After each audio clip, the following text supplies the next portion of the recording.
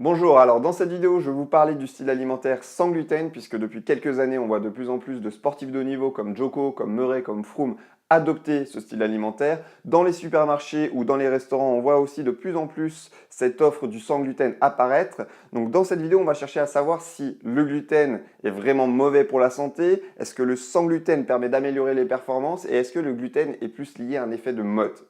Tout d'abord, il faut savoir que le gluten est un ensemble de deux protéines, les prolamines et les gluténines. Le gluten se retrouve dans la plupart des céréales comme le blé, l'orge, l'avoine, l'épeautre, le kamut ou le seigle. C'est la raison pour laquelle on retrouve du gluten dans de nombreux aliments comme le pain, les pâtes, des biscuits, des pâtisseries, des pizzas et des produits industriels. C'est le gluten qui permet notamment de donner de l'élasticité au pain, mais on l'utilise aussi au niveau industriel en tant qu'épaississant, en tant que stabilisant ou exhausteur de goût. Alors vous allez me dire pourquoi on parle autant du gluten depuis quelques années. Pour le savoir, il faut revenir sur l'histoire du blé. La première variété de blé que nous avons cultivée, c'est l'engrain sauvage, il y a 10 à 15 000 ans. Il faut savoir que cet engrain sauvage n'avait que 14 chromosomes et 3 fois moins de gluten qu'aujourd'hui. Au cours des années 1960, période que l'on nomme la Révolution verte, des agronomes généticiens ont créé de nouvelles variétés de blé grâce à une technique qui s'appelle le rétrocroisement. Le rétrocroisement, c'est une technique qui consiste à croiser plusieurs variétés de blé pour les rendre plus résistants et donc augmenter la productivité des entreprises. Le problème, c'est qu'à force de croiser les différentes variétés de blé, on va modifier les gènes du blé et aujourd'hui, le blé se retrouve avec 42 chromosomes, c'est-à-dire 3 fois plus qu'avant. Avec ces 42 chromosomes, le blé va produire de nouvelles protéines. Le problème, c'est que notre corps aujourd'hui n'est pas forcément capable d'assimiler ces nouvelles protéines. Julien Vénesson affirme que le blé moderne est un OGM expérimental tellement modifié qu'il peut mener à tout un tas de maladies comme l'eczéma, la boulimie, les crises d'épilepsie, les maladies auto-immunes ou la fatigue chronique. La première raison qui explique que le gluten est néfaste pour notre corps, c'est que le gluten a un effet antigénique, c'est-à-dire qu'il est reconnu par notre système immunitaire comme une substance étrangère. Les substances étrangères que l'on nomme antigènes vont déclencher la production d'anticorps pour permettre au système immunitaire de se défendre et c'est l'association des antigènes et des anticorps qui va créer des inflammations. Le deuxième problème posé par le gluten, c'est qu'il augmente la production de zonuline. La zonuline, c'est une protéine qui est produite au niveau de l'intestin pour réguler les passages de l'eau entre l'intestin et la circulation sanguine. Le problème, c'est que la zonuline, quand on en produit en excès, elle vient augmenter la porosité intestinale, c'est-à-dire que vous allez venir fragiliser la paroi intestinale et donc derrière, c'est comme si votre intestin devenait une véritable passoire et laissait passer n'importe quoi dans votre circulation sanguine.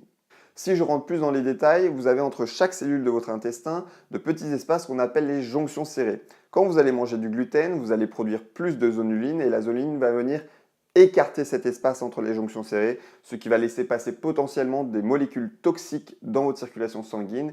Et ce sont ces molécules toxiques qui vont venir produire et déclencher des maladies. C'est notamment le cas des maladies auto-immunes où le système immunitaire vient s'attaquer à ses propres organes. Parmi les maladies auto-immunes les plus fréquentes, on retrouve notamment la maladie cœliaque, la sclérose en plaques, la polyarthrite rhumatoïde ou la thyroïdite de Hashimoto. Je reviens sur la maladie cœliaque car c'est celle qu'on aborde le plus quand on parle du gluten.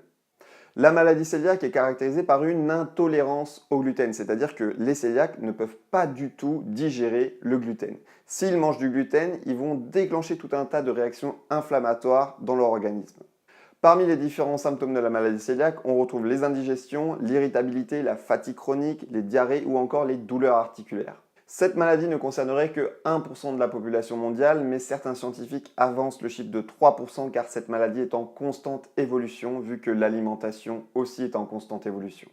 Au niveau médical, l'analyse de notre système HLA, qui est un peu la carte d'identité de notre système immunitaire, peut nous permettre de voir si nous sommes prédisposés ou non à la maladie cœliaque.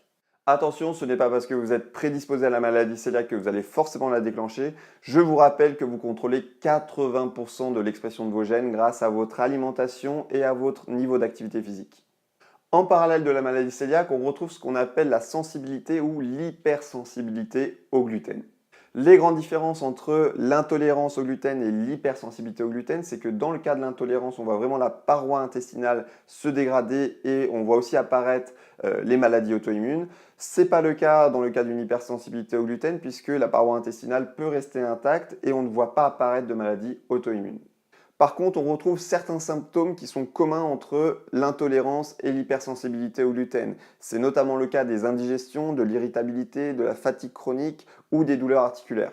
Le problème de l'hypersensibilité au gluten, c'est que ça reste une maladie difficile à diagnostiquer dans la mesure où on ne constate pas de dégradation de la paroi intestinale ni la production d'anticorps. Le meilleur moyen pour savoir si on est sensible au gluten, ça consiste à arrêter le gluten pendant plusieurs semaines et à réintroduire des aliments avec du gluten pour savoir un petit peu comment se comporte notre intestin. Le seul problème, on l'a vu, c'est que le gluten est vraiment omniprésent dans notre alimentation moderne, donc pas forcément évident de savoir si on est sensible ou pas au gluten. Au niveau scientifique, il y a vraiment très peu d'études épidémiologiques pour savoir le nombre de personnes sensibles au gluten. Certains scientifiques annoncent le chiffre de 6% de personnes sensibles au gluten, alors que d'autres vont jusqu'à 35%. Donc ça veut dire que plus d'une personne sur trois serait sensible au gluten. Il faut juste laisser du temps aux scientifiques pour avoir plus de précision dans ce chiffre-là. Alors comment on fait concrètement pour diminuer sa consommation en gluten? Le meilleur moyen, ça consiste bien sûr à réduire sa consommation en céréales, ainsi que tous les produits dont je vous ai parlé au début de cette vidéo. Parmi les aliments sans gluten, on retrouve notamment les légumes, le sarrasin, le quinoa, les patates douces ou les légumineuses. Froome, triple vainqueur du Tour de France, a notamment abandonné les pâtes pour se mettre au quinoa. Il faut tout de même rester vigilant sur ce que peuvent dire les médias sur les bénéfices du style alimentaire sans gluten, puisque dans la plupart des aliments qui possèdent du gluten, on observe généralement un fort index glycémique. Si vous mangez beaucoup de biscuits, de pizzas, de pâtes, donc qui sont des aliments riches en gluten, on a vu que le gluten pouvait avoir des effets néfastes sur le corps, mais il ne faut pas oublier que toutes ces catégories d'aliments ont des index glycémiques élevés. Et je vous rappelle que quand on a un IG qui est élevé, ça va augmenter derrière la production d'insuline et l'insuline va venir transformer le glucose en matière grasse. Autrement dit, va transformer du sucre en graisse dans votre corps. En plus de ce processus, des chercheurs en 2012 ont montré que le gluten pouvait diminuer la sensibilité à l'insuline, ce qui fait que le glucose sanguin, le sucre dans notre sang, a plus de difficultés à passer dans les cellules musculaires. Ça veut dire qu'au niveau des sportifs, ça peut être intéressant vraiment de diminuer sa consommation en gluten pour permettre d'améliorer le passage du sucre dans les cellules musculaires. Là où il faut faire vraiment attention, c'est dans tous les produits sans gluten qu'on voit apparaître dans les supermarchés depuis quelques années. En effet, les industriels ont bien compris qu'ils pouvaient se faire beaucoup d'argent grâce aux aliments sans gluten. Tous les produits ne se valent pas dans les supermarchés au niveau de la santé. Comme je vous l'ai dit avant, de nombreux produits sans gluten possèdent un fort index glycémique. C'est notamment le cas de certains pains sans gluten ou de certains produits à base de farine de riz. Pour vous aider à lire les étiquettes, vous pouvez notamment privilégier les aliments qui possèdent moins de 15 g de sucre pour 100 g d'aliments. Pour la majorité des Français, c'est vraiment très difficile d'arrêter de consommer des aliments avec le gluten puisque tout d'abord, ça fait partie de notre culture, quand on prend par exemple le cas du pain ou des pâtisseries. Mais il n'y a pas que le facteur culturel qui explique pourquoi nous avons tant de difficultés à limiter la consommation de pain ou de céréales, il y a aussi le facteur neurologique. Des scientifiques ont notamment montré que la digestion du blé produisait des exorphines. Les exorphines sont des fragments de protéines qui viennent se fixer au niveau des récepteurs aux opiacés dans le cerveau. Les récepteurs aux opiacés sont normalement les récepteurs où viennent se fixer la morphine. On peut donc dire que le gluten agit comme une véritable drogue. C'est la raison pour laquelle il faut du temps pour arriver à limiter progressivement la consommation de gluten, puisque derrière le gluten, il y a le problème des exorphines.